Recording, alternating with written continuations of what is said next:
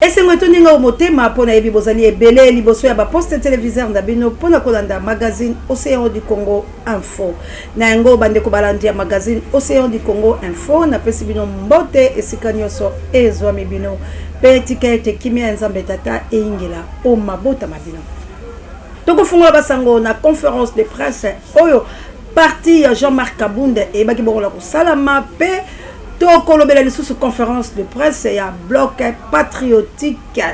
pe tokolobela mwa moke SR République démocratique du Congo pe maso batikali bokolanda yango na bolai bwa basa.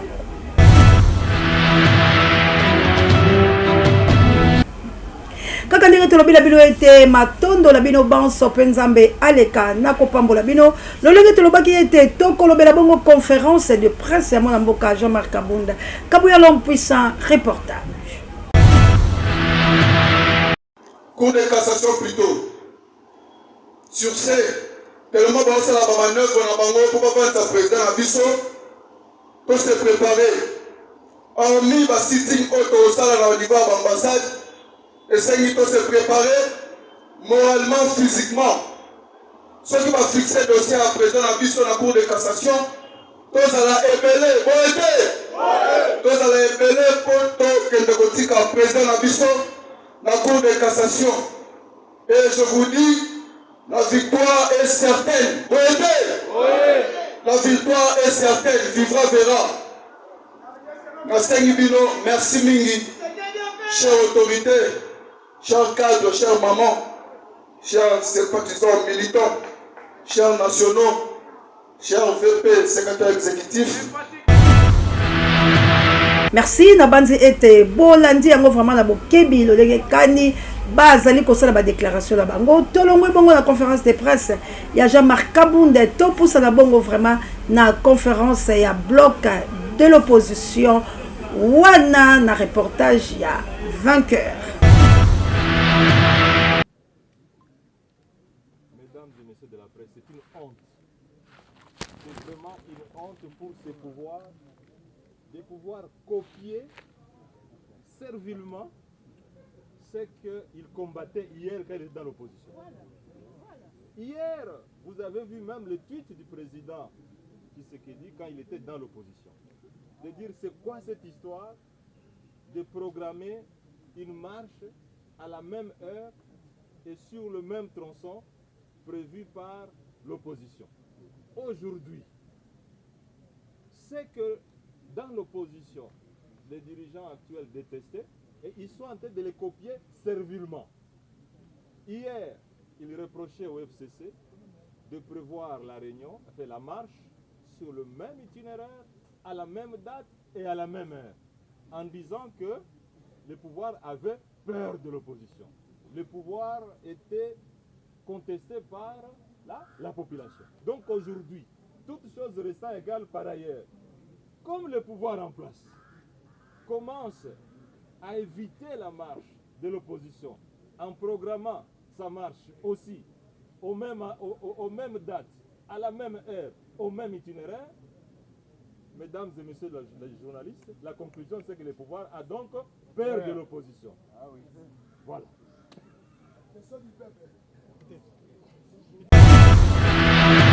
Tolongwe na bloc de l'opposition Toki Mambangu na parti politique AFEC bango pe lobi moleki bazalaki bongo na mwa milulu na bango pona mabongisi ya parti politique la bango Kabuya l'homme puissant azalaki la point. Quand tu as 1000 polos aujourd'hui à prix de Kinshasa c'est 2500 $. 1000 polos. Il n'a même pas fait 500 polos, il y a 200 polos. Les razo comme Akuna, je l'ai commis boye, Nabaretaria, il y a battu Nabaretaria avec camion, a commis 2 jours avant campagne ici là, à Sadika village Moko, cité Moko, et c'est pendant que le territoire a plus de 200 000 habitants, à Sadika campagne n'a pas 10 000 habitants, à Zongi va publier, à Zanano Kuna va publier, à Sia échoué.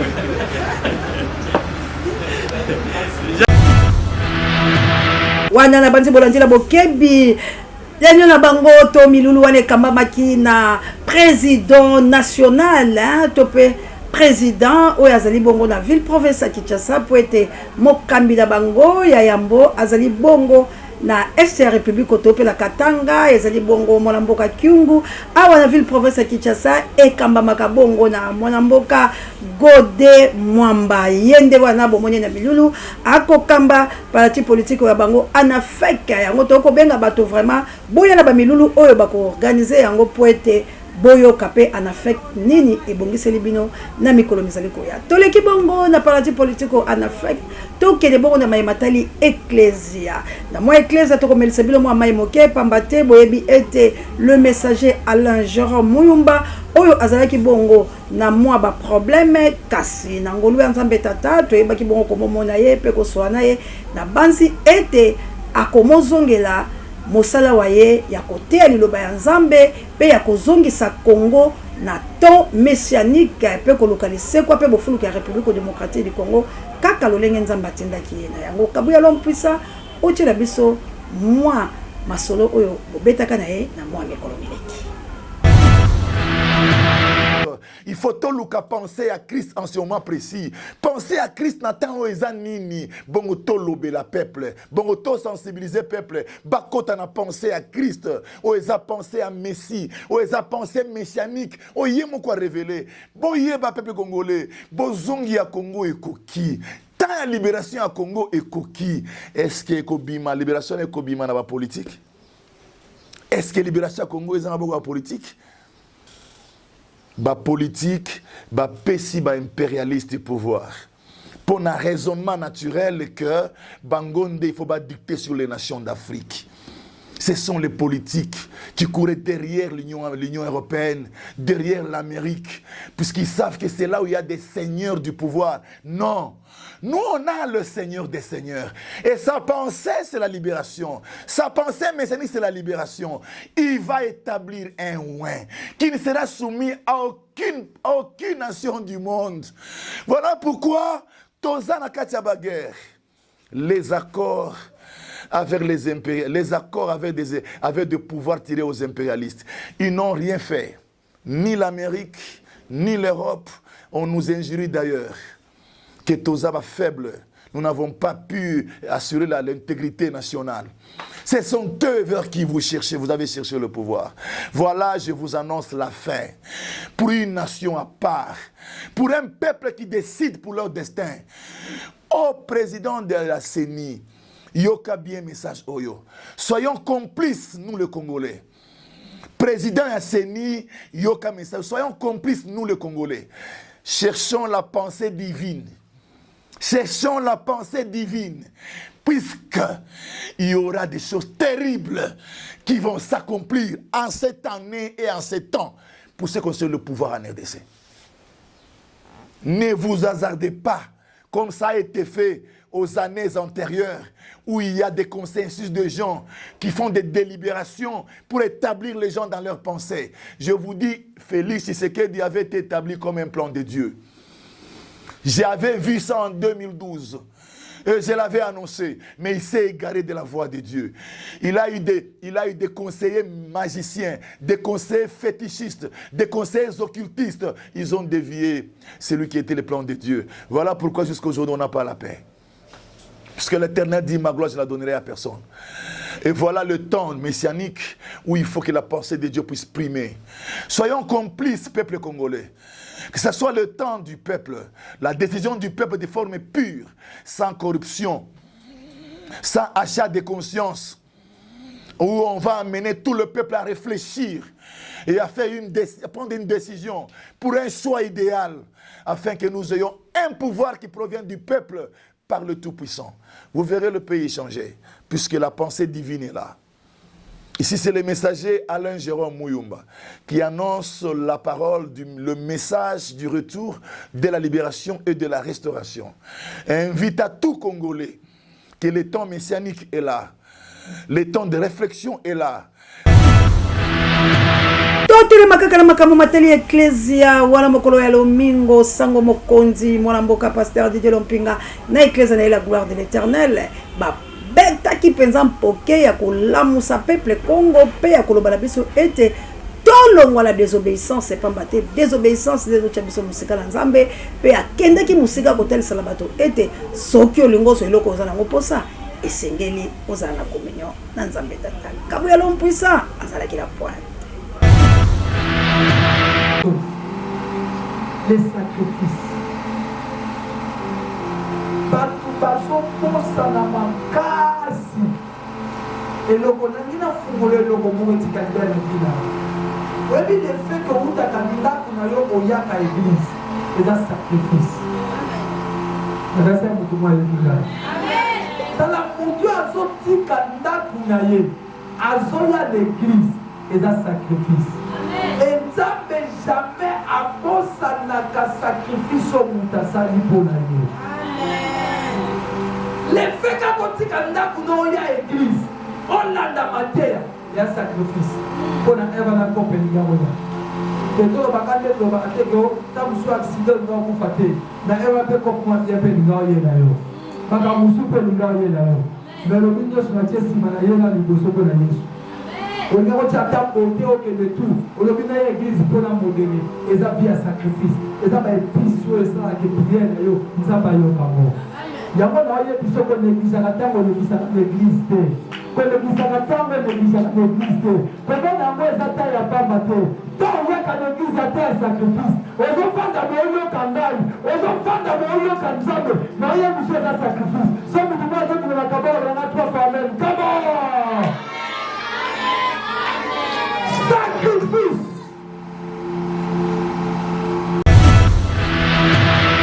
Tolombo bongo na matali ecclesia na nzela esinga tozwaki bongo déclaration ya mama ya mwana oyo bamobetaki kasi bino moko bozwa video na maloba ya mama wana. Batu nyonso bamoni na video ya mwana oyo akufi te mwana ngo yeyo na micho mwana oyo aza na ndako mwana atangaka na ngaba afandaka na masina akendaki classe retour na ye nde akuti ye na baproblème oyo mwana aza kuluna te mwana oyo asalaki mpe marche te mwana oyo tanga moni makambo wana ezosala mabongo ayoki somo akimi place akimaki saye bapolisier baprotege bapolisier bazwi bakomi kobeta ye lokola nyama na bango sikoyo biso tozokima bakuluni epa bapolisier sikoyo bapolisier bakomi kosala biso boye sikoyo tokokima wapi na mboka oyo mboka na biso moko na miti oyo kuba mwana oyo azwi ezosala mpaka espagnol po basala ete examen lokolo eza na short lokoto eza na short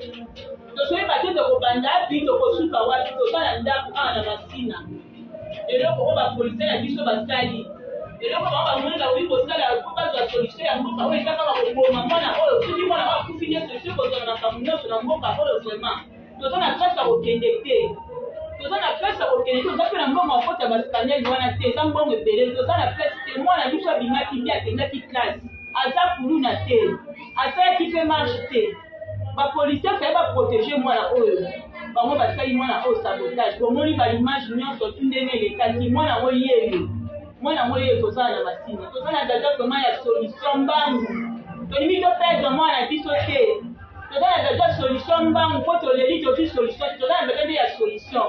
mwa kozula biso solution mpona mwana oyo aza mwana moke aza na 12 aza na 10 primaire mwana atangaka aza kuluna te soki bolingi toketi na baekole partout mwana oyo afandi bokomona bokoyoka bokomona mwana aza kuluna te bopesa biso solution kaka solution toza nango besoin Bandi déjà. Mwana oyo po bomoni ba video na ye taboli eke partout mwana oyo eke partout mwana oyo akofi te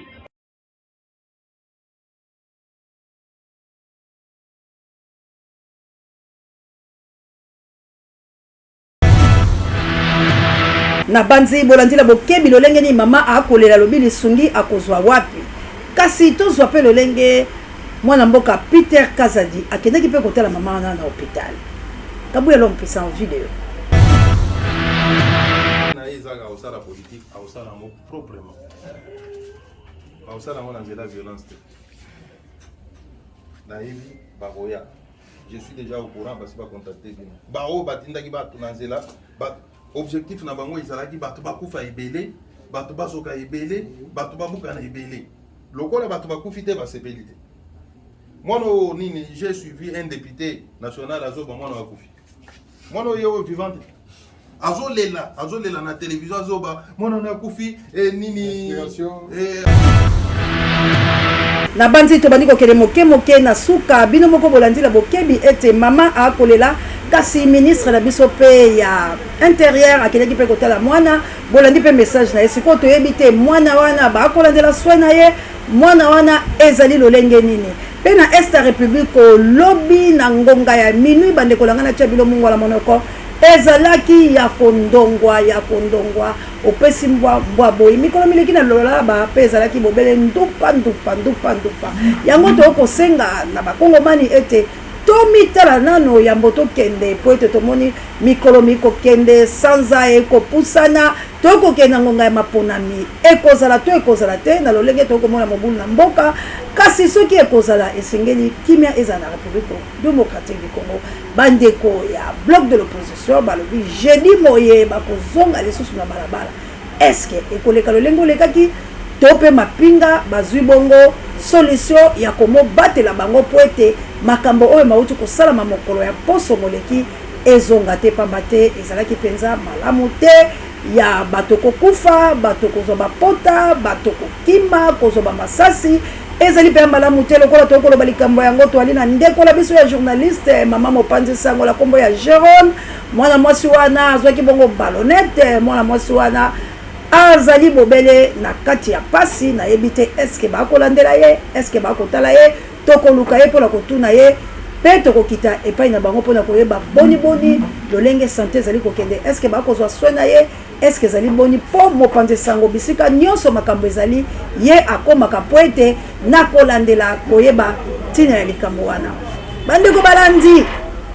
to bandaki pe kozela moko ya benvité na biso mwana mboka Bruno Mimbenga le résistant oyo bakangaki bango na ambassade ya France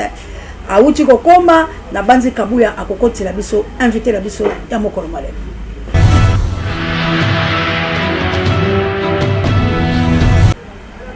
mwana mboka mbote malgré retard tokomaki pe na suka kasi kwa tomoni to ko lekisa obongo te yango tolobi kabuya kotsa yo mbote boni kasi retard mbote mingi mama aussi merci pour na maloba molimbisi pour na bato bazo na biso viki bambouteillage ya Kinshasa ikomi par-ci par-là yango desali keto ya na en retard oyo bomé tosengi bolimbisi Zambe alingi suto monani semozali makasi na pesi bakabuya et puis balandi nyonso ya magazine aussi ya likomombote vraiment esengozali yanga kasi na moni opela nzoto ezali ya kokita boni boloko kaka esali boye bozaki torturer to boni bon maman Osea nzoto ekiti mais tozali na bon moi et puis to continuer bitumba oyo boye ndenge tolobaki yango parce que lumumba lobaki histoire ya Congo ekoma bakongomani bango moko yango wana pona biso ko torturer koboya kopesa biso biloko ya kolia kosala oyo bakoki kosala yango telembisi biso tobimi na boloko bisika tozalaki et puis tozokoba bitumba na biso parce que mboka na biso izo mérité bakambi oyo boye baza na souci ya peuple congolais parce que sotali même bisika tozalaki na boloko mama Océan pasi na mawa yango toza ko interpeller ministre ya justice ministre ya affaires sociales bato ya droit de l'homme bakitana na ba cachot na ba prison bakina kotala condition oyo bo bato baza ko vivre bato baza na droit ya kolia te toyebi na bamboka misusu prisonnier azali mutu o ba privé kaka pour la liberté mais aza na droit ya soins de santé aza na droit ya kolia bazo pesa ba formation mais et pas na biso ekomi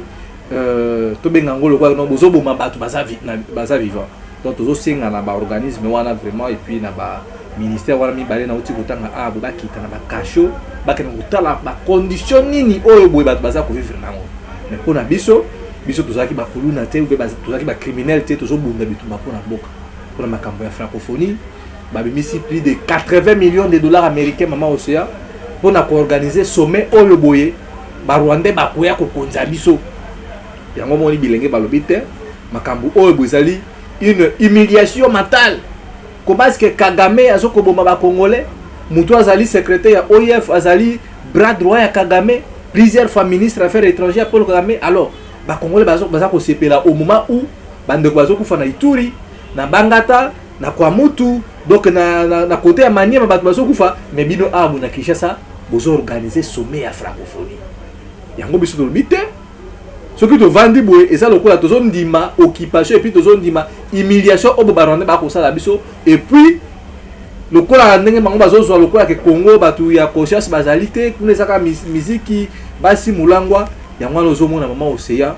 nazo bengisa ba congolais ba jeune ya kotelema pona kobunda pona mboka oyo parce que soki biso bilenge to bundite tozo banga bakokanga ngai bakoboma ngai mama Océan boye ba o que non plat déjà ya balkanisation ya mboka na biso eza kokende na vitesse moko ya mabe yango bozo mona tozo bengisa bilenge ya kotelema po tobunda pona ekolo na biso mais torture nyonso bakoki kosala tant que nzambe apesi biso na nouveau moi je crois que tu continues bitumba mama Océan yango te besoin kosala biso matondo mona mboka totikaki ono oloba mais tokopesa yo moins 3 minutes pour être tout comme dans suka ya magazine Océan du Congo info na biso mais to kokai ko tiko bongote lokola to mona kiyo o symbole bandeko tina nini ya bokanga na bino pour être bokendaki ko tombola mongo na ambassade ya France ya ngonde bakanga ki bino sikoyo mituna na biso ezali ete bozo kende vers mapona ne bilo ba politique marche o elekaki mokolo mwa poso abanzala bino bozaika na boloko boyokaki lolenge lekaki petango bobimi bokuti pe mwa masolo yango nini okoki koloba lokola yo moyi politiko résistant okobondela ekolo wayo sentiment na yo mpona lolenge nyonso la polisi to mpe ba FARDC bafabo babimaki bongo kosala mosala na bango mpe etamboli ya bloc de l'opposition yo atake moyi politiko nini mpenza olobi malgré tozalaki na boloko ya banzi oyoki mpo okuti quand même madega mosusu esala. Oui maman Océan na marche ya samedi biso ekutaki biso na boloko na bandeko tozalaki na bango na esika ya pasi nakoki koféliciter président élu Martin Fayulu mpona courage et puis mpona mobilisation bien que policier na image na moni babetaki masasi na ancien makolo na ye gaz et poisson c'est que moi je peux dire ça félicitation na bango et puis pour féliciter leader nyonso oyo boye babimaki samedi et bien que répression za ki makasi pour féliciter le peuple congolais parce que batalisi na monde entier que non le pouvoir appartient au peuple congolais mais pour na biso et là ko senga dans les prochains jours peuple congolais le kola su conscience wana parce que na mona kina bala mike bilenge ba journaliste révolution ou bien changement ya Afrique du Sud et banaka na ba mikolo te ibandaka na bana mike na Soweto ba écolier ba élève ba ngonde mutu basala ke lelo oyo boye soki bomoni Afrique du Sud ezwa elawana ezaki bana mike mais le coup la toza na régime moko ya l'état moyini ono tomoni bana mike ba instrumentaliser bana mike Fayulu boy bakanga bango bokanga est-ce que mwana muke na boyi ke no lipe komi na 500 francs mwana muke boyi ke no lipa ndenge bino bobenga ka mama Océan ke no lipe zu bokono ya corona ya sida tango mwana zobima na balabala c'est que mboke soko tambola te parce qu'à l'époque qui ça la belle lupopo ba para bazokende ko sala bana basali ni bafani na ndako mais lelo obo titango bana ya mike. Et ça fait pour la première fois parce que nous avons des biso ya pouvoir, le cas ça aveuglé na bilingue ya pouvoir. Oh non, exposer bana, utiliser bana. Mais tout bien à l'époque, Jean-Pierre Bemba vice-président de l'économie à l'époque. Tant que mbongo balakisi, ba enseignant encore en bout. Bana ba tambo na balabala. Et ça ka bana mike. Donc pour la ngai état que moi politique, tout ça ko condamner acte. Il y a répression brutale. Pour na moni wana maman aussi attend to bimaki na boloko. Ba maman na biso bakati bango mutakala. Ba image ezali. Ba journaliste. Ba yibi bango ba matériel na bango. Liberté d'expression za na mboka place ni. Na kamo lisusu kabuya ba betiye. Na kabo lisusu marche o bato ba bimi po batambola po na miloke matitalo insécurité. Batindi ba FRDC. Soit disait que débordement. Tant que tout ça, que les FARDC sont en train de faire des maluku, abaka no bundana batuana. Pour la ministre de la défense, azotinda basoda pour nanté. débordement ezalaka soki ke non bapolisier bazokokalisu te bato baleki ebele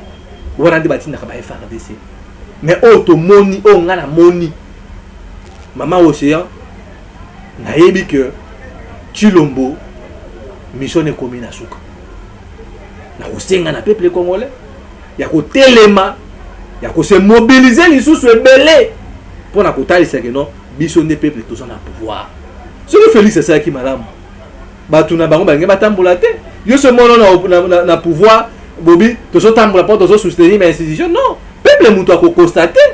ke te bakonzi na biso basali malamu mezomona UDPS bazotambolaka na moi na balaba bozoluka nini. Yango nazomituna mama aussi na période oyo yango ozomona biso tozoloba makambo oyo na baprésident le bolozwa mboka eza occupé moto asali ke no barwandais bakota eza Tshilombo sikoyo baluki sikoyo bacréer diversion na minute oyo non na minute oyo mama aussi aobi ke nde nazoloba awa na minute oyo élection kozala te nyonso bozomona nayebisi bino bokanga makambo nazoloba awa lelo report élection kozala 3 mois.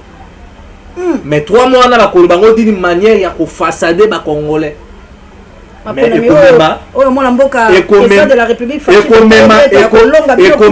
ekomema bango na transition à 2 ans. Ozo ko mama Océan naza politique naza politique nayebi oyo naza koloba awa nyonso bozomona ezolekana awa Félix moto a créé yango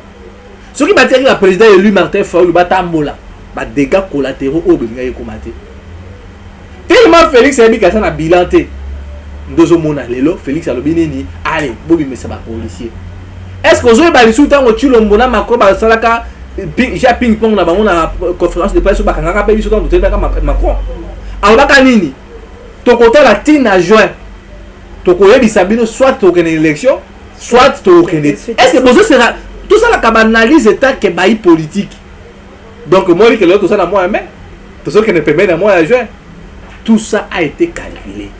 ya mwana nga nazo senga na peuple congolais ya kotelema balongola nda bakono la paix insécurité insécurité tout bozo mona ezali po ete élection ça le matin au moment venu Félix akobenda bato baya boya to solola parce que ce qu'on tali même bali to ba président Martin Fayulu bazobuna il faut la réforme ya CENI au banela à 0 même bango moko tin kadi mazao sur le plan principe ayebi que élection na télébre couper sa matin ozo ko parler maman aussi donc loko nga na kosenga na ba congolais des la diaspora no basa na kati to lembate to kanga maboko te bato bele basepela ki ha bakangi Bruno akende kokufa kuna nini boye bien que bato misu basepela ki mais le kola bino ba maman aussi bakabuya bande ko ebele bazaki na souci ke biso to bima ndenga biso to bimi biso to buna pona Congo to continuer bitumba obwe jusqu'à ce que to benga na Tshilombo ngai naza ko soutenir ba propos te parce que na landi pe ba député misu parce que ta basali makambo na bango za kité ba député ba tenir ba propos ya tribalisme là état que nationaliste nazo condamner ba propos ya tribalisme kono pouvoir à baluba oh bangala il faut que to lia baluba non ngai naza na baninga na baza baluba naza baninga baza ba Congo naza baninga baza ba Swahili esengeli toza na lisanga souffrance o tozo yoka awa na minute o mama Océan kaka biso bangala mutu ko konte kaka ba Congo te na baluba et puis makambo Félix azo ça les attaques dans tous les baluba baza d'accord na ngo osomona mama na ngai Océan parce que soki ezali ke pouvoir na baluba pero luara ngai ki mamboka ote soki ezali ke pouvoir o eza baluba mama Bibi Kapinga tango bakangi biso tango bozo benga mama Bibi Kapinga za na France boyebi ndenga telemelaka Félix Tshisekedi aza muluba eza na batu oyo ba intervenir po ete biso to bima na baluba mais kotala ba propos ya bongo na baluba nini non le problème c'est que non Félix et Moutou ake ko kotisa biso na ba problème oyo et non les baluba et non tous les baluba qui sont derrière makambo Félix est-ce que tango on a jaki ndeko na biso nani oyo mona oyo ya musala oyo bandai ko sala abu nani wasaka pembe wana ya muluba non les propos là on va député na biso va tenir bien que ça na résistance na opposition moi état que nationaliste je ne suis pas d'accord avec ça mais je suis d'accord na initiative on le boye président élu Martin Fayulu azui na ba leader misusu wana ya kotelema pour kotambola pour la vie chère parce que mboka zo kene mabele le dollar na tongo a bazo benga ndeko bilon dollar na ville comme na 26000 26000 pona lobaka makangami ti mandat Chilombo Judas Iscariote ekosila dollar ekoma na 30000 osolo ma aussi liberté d'expression ndena zolo ba adosta ba koteli dosta na butu ba kati batu ba mituku na ndako adosta mwana mboka mopanisa dosta oyo boye ya valeur rdcienne nazo bengisa ba kongole totelema bande kunanga Equateur bande kunanga Kasai bande kunanga Katanga botala lelo oyo boye Félix azo luka kabola biso na munoko na ye a créer biloko oyo boye parce que akosala nini politique ya victimisation ndenge Kagame asalaka na mboka na ye oyo no po biso batuti balingaka biso te nene bisi biloko batuti balingaka bino te. Est-ce que vous avez tout temps Félix na Tchad? Abaka nini na sepeli na politique ya armée ya Tchad. Obi armée ya Tchad ezaka nini? Armée wana eza constituée na nini na tribu. Poko ta kwa sato za mutu ya mutu ya bango ba zagawa. Dans notre mission na awa ndele lo obo politique Félix a nini? Ah, biso baluwa balinga biso te. Non, nous sommes des Congolais, to mesana ko vanda bomoko, to mesani na harmonie na biso, mais le problème est que non Félix est nde mutu ayeko mena biso situation oyo boye so tali ba vena biso Moleka Albert Moleka ba sacré ba Félix na IDPS ba fala te mobak donc le mal écotique na mabe ndenge nga na bimina boloko ndenge to bimina ba ninga na nga to zaki na bango nous allons poursuivre ce combat tant que nanu to réussir yango te mama Osea nous allons continuer ce combat et puis pas bon que non régime asuka Félix ezo kende bon na kana bendis ko kanga journaliste ko kanga politicien kokata ba mwami bilamba mutakala déjà soki bomone na régime ba komi kokata bato bilamba boye bango faire régime bozo exemple ya Mobutu bozo exemple ya Kabila les fils lelo auto sana Chilombo lelo bozo mona Moïse Katumbi kedaki na ba Congo ba empêcher ya kota na ba Congo te mais ça na mboka na Congo si autant ba biloko bozo sa machiko na période de propagande nous allez au moins la place kana zo banga donc guerre civile oyo bozo kende oyo bo mama Osea. La personne qui va occasionner ça, c'est Félix. Mais on a bossé à ceux qui sont libérés Congo pour quand Félix, pour tenir la prison. Pour ça, mais ça Félix. Pour ça, tu m'as dit que ça, mais ça Félix, ça va bosser à ma place na Félix, tu kange, tu tiens la prison à Vanduana, sur le bout, tu as c'est moi une place sur ça qui est ah, bosa. Donc, la PCB, merci. La PCB, des cognos, de près ou de loin, ou de assistant qui me sont qui n'a ici qu'à passer. Et bien que les conseils ça examen ba kangi biso na ba salité na makila toujours bundana nous pour la travail pour que santé zonga et puis dans les jours à venir tout ba ndenge to ba directive vraiment matondo mona mboka tozala ki bongo na invité la biso spécial mona mboka Bruno Mimbenga oyo bilonso boyebi azali bongo moyi politique comme moyi résistant abundela ke kolo ba tanga ki bango pona na ambassade de France po ete bango ba tombola ki bongo na bango pona ko boya magaye oyo matali francophonie na mboka la biso na tango mboka la biso ezali bongo kubika malamu te de basala ki boloko la bango yango to akela posala ye vie embouteillage vie passi a comme na retard mais fallait quand même tozoe merci na bandi na awande to sukisi magazine Océan du Congo info ya mokolo malelo soki bo sepela ki lo lenga Océan de la presse congolaise nazala ki bongo liboso la bino pona ko pesa bilo basango peto solola nyoso ya mboka la biso pe lokola tolingi Congo to bundela yango poete toza la penza la kimia pambate kimia mozalité to la tamanete te pona koloba ete mboka la biso eza na occupation mboka la biso bato mabe bakoti esengeli ngai na loto telema bo pesa bongo merci na équipe rédactionnaire ya magazine Océan du Congo info o ezala ki bongo au formula pona ko pesa bilo kitoko to pesa bongo merci na kabuya l'homme puissant ata ko babuto la ki caméra micro kasi na ngolu ya nzambe tata tozali kosala ya moto bito pesa yepenza matondo mingi la mosala okabuya azali kosala na sima ya caméra ya bilili ya konyoko mona bato kasaza modele wana pona kopondela ekolo matondo mingi na Gloire Ngoma misapi électrique pe papi directeur recherche stratégique pe sango mokonzi pare ya biso babiso na réalisation tozala kabongo na kabuya l'homme puissant on n'échange pas l'équipe qui gagne pour la coordination ya Océan du Congo matondo mazongi la bilonio sont vraiment la patrie ou la mort nous vaincrons oya biso toganga makasi bobo mesano Océan du Congo et balé et poyambindo maman missionnaire na maman la journée